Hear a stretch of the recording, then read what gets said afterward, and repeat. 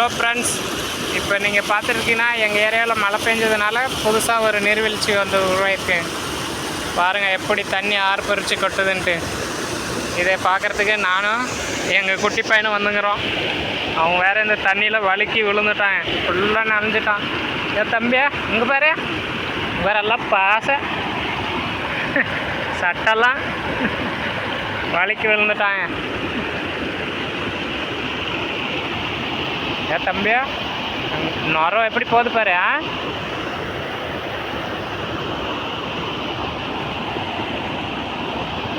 பாருங்கள் ஃப்ரெண்ட்ஸ், நம்ம சேனலுக்கு மறக்காமல் சப்ஸ்கிரைப் பண்ணிடுங்க.